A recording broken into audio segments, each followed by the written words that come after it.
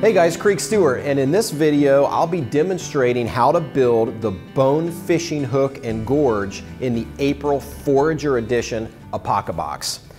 The first time I ever saw this style of fish hook was while on vacation in Alaska in a museum, and that's been many years ago, and I've never forgotten how cool this primitive fish hook looks. And so I decided what a perfect addition to a foraging themed APOCABOX than to include a skills challenge on how to use some bone slivers to make two of the most popular primitive style fishing hooks that ever existed.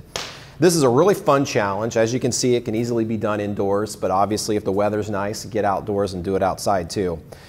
In your kit this month are a few items. You get a bone sliver, similar to this one right here. You get 2 pieces of wood blanks that you're going to use to carve the shaft for your bone fishing hook. You get a little piece of glue, a little piece of thermo glue that we'll use, and you get some string inside of there. You also get a finished bone, like sharpened bone hook, and you get a finished gorge to see what the finished products are going to look like. So the first piece we're going to assemble today is the bone fishing hook that utilizes that little wooden shaft that we're going to carve. But before we get to that, I want to quickly walk you through the very simple steps of making the gorge and bone sliver piece for the hook from this single piece of bone. Now, you're going to primarily use a technique called abrading, which was very popular in primitive cultures. They didn't have Dremels or grinders or even modern knives for that matter. So when they worked with bone, they utilized abrading, which is just simply rubbing this sliver of bone up against something coarse, typically a rock, like a sandstone. You can use sandpaper to get this done, or you could use a Dremel too if you wanted to, or you could use a small file. Some of these rat tail files would be perfect for abrading down this bone sliver. So I've included in this video a really up-close shot of the stages to make this bone gorge and bone sliver. So take a couple of seconds and look at this shot really closely to see exactly where to abrade this bone sliver so that you can make both the gorge and the hook piece. So after you've done your abrading and carving, you're going to end up with 2 pieces, 2 of the bone pieces that you need for finishing both different style of fishing hooks. You're going to have your bone gorge, which we'll talk about in a little bit, and then you'll have your piece of bone sliver that's sharpened on one end, and this is going to look almost exactly like half of a really big toothpick. We've put a finished piece in there so that you can model yours after. So once that's finished, go ahead and set it aside. And what we're going to do now is we're just going to carve our little wooden blanks. This is our wooden shaft for the hook to look like the one that's already included in your kit. Now, I've included 2 blanks just in case you screw one up. Now this one, rather than abrading, we are going to do a little bit of carving on this one. Now be really careful. You want to make really simple cuts with your knife because this is working very closely. It is working very closely to your fingers. You want to be sure to use a really sharp knife with this. I'm going to take I'm going to work down kind of that slanted angle first. That big chunk on the bottom, I'm going to cut that off first.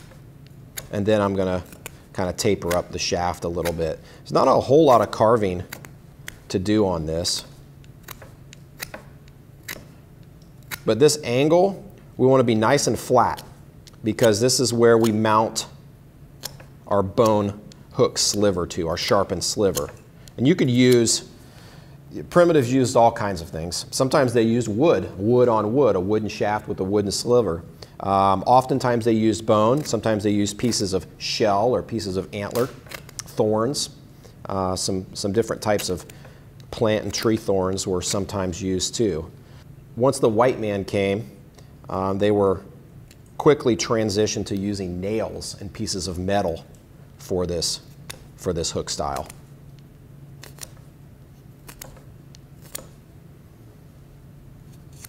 One thing that's really important to note while you're carving out your wooden shaft here is that all the edges of this piece of wood, of this wooden shaft, need to be either abraded or carved to be rounded and smooth.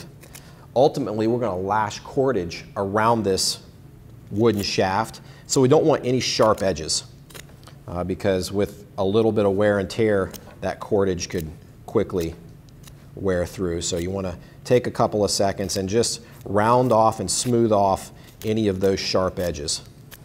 It's really important, and it's one minor detail that I noticed in some of those museum specimens that I was telling you about in Alaska. They were all super smooth.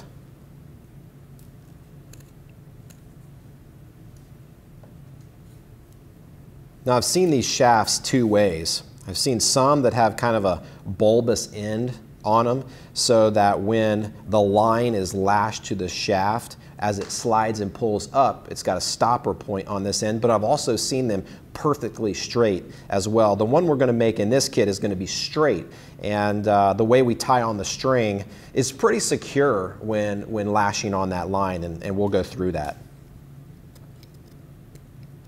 So it's important to note that a lot of these wooden shafts were carved from a really dense wood. In the Pacific Northwest, the wood that was often used is yew. That's Y-E-W, or also Osage orange. Both of those are really hard, dense woods.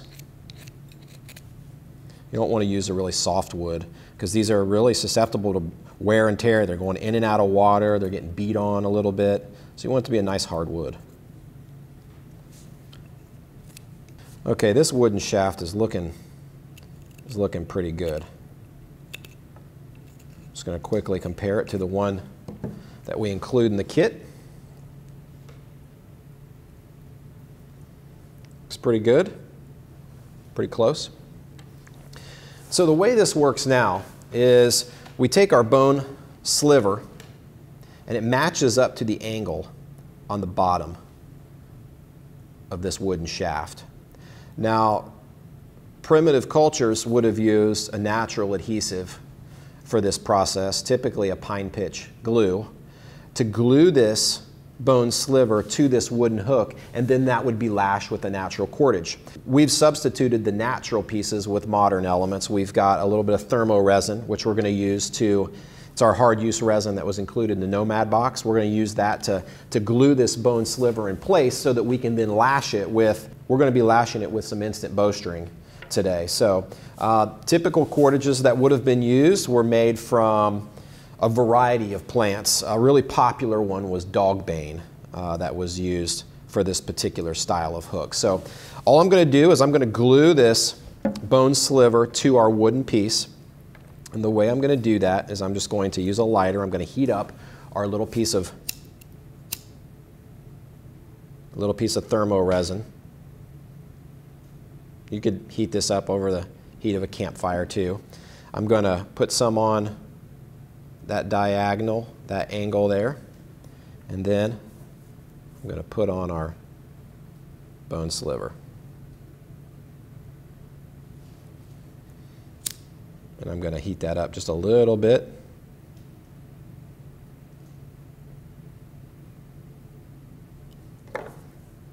Press those together there.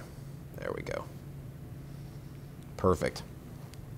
Now the resin isn't necessary, but it certainly helps. And it was used in almost every style of fish hook like this that I've ever personally seen that have been pulled from all types of different caves and archives, and they all use some type of resin. And I truly believe it was to hold it in place for the lashing process because it's really tricky if they're not kind of glued together. So I'm going to take our instant bowstring, and what I'm going to do is I'm actually going to pull off. The cool thing about this instant bowstring is it comes in like some row of like all kinds of little dental floss size strands. So I'm going to pull off a section of 2 of those. Now, below this video is a really detailed video of this exact lashing. I call it the figure 8 lashing, and it's really the style of lashing that was used to lash this bone sliver to a wooden shaft like this. So for really detailed instructions of this lashing, look at the video below this one, and you'll see exactly how I'm doing it. I'm going to fold my instant bowstring into a U-shaped. I'm going to put the U part up on the wooden lashing, up on the wooden shaft here. And then I'm going to simply go do kind of an over and an under technique where I'm making X's on the back of this wooden shaft. And then I'm just following that line, making X's.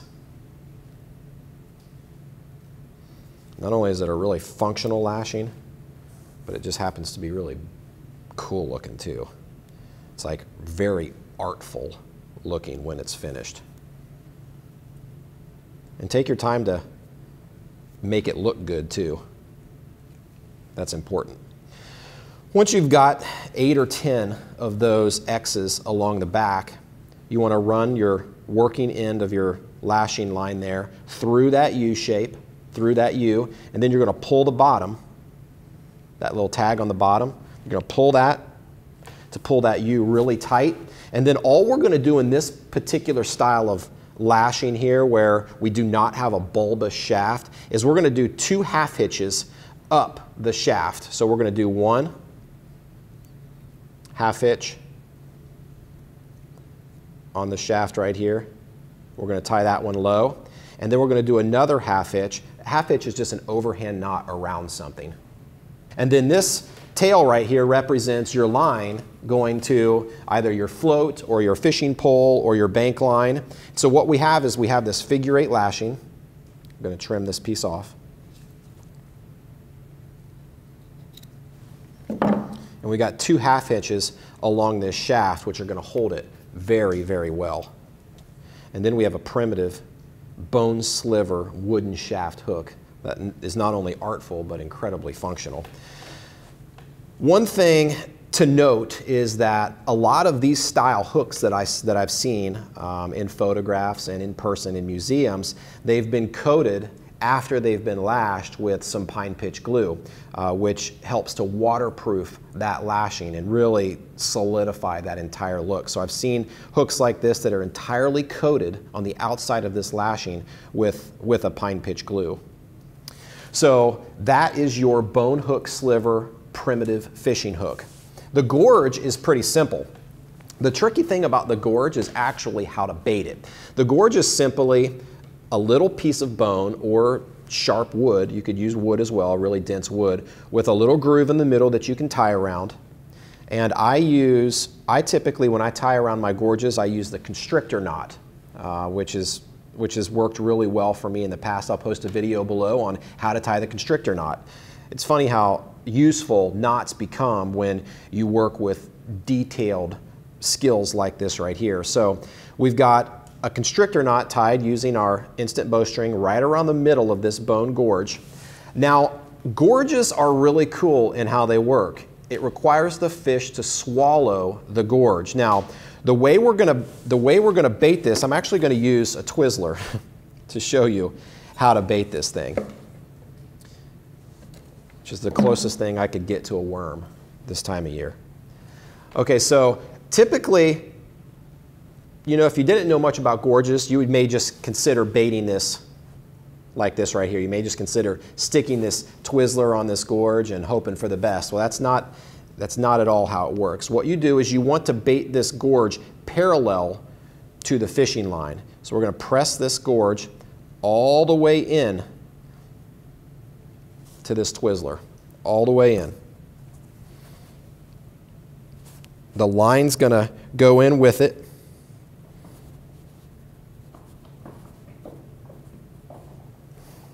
We're actually going to use our little piece of wood to jam this in. And so just imagine this was like a beetle or a caterpillar or another worm. So we've got this bone gorge is completely vertical, parallel with the fishing line. So what happens is a fish comes and grabs this, and when they swallow it, this gorge rotates.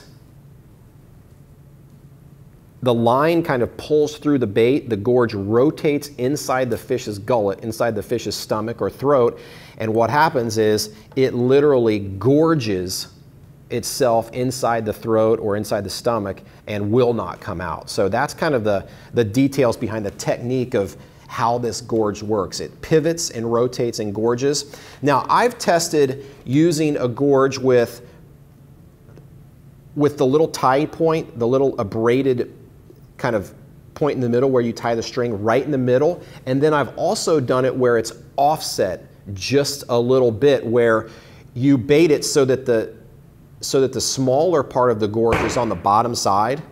And that actually, in my opinion, works a little bit better if the tie point is offset a little bit. It tends to rotate the gorge better inside the fish, in my experience. So that's your primitive fishing gorge. If you have any questions on this very cool survival skill that was absolutely used by primitives to put food on the table and is a really cool foraging skill for the Forager box, feel free to drop us an email, send it to customer service@myapocabox.com. And remember guys, it's not if, but when.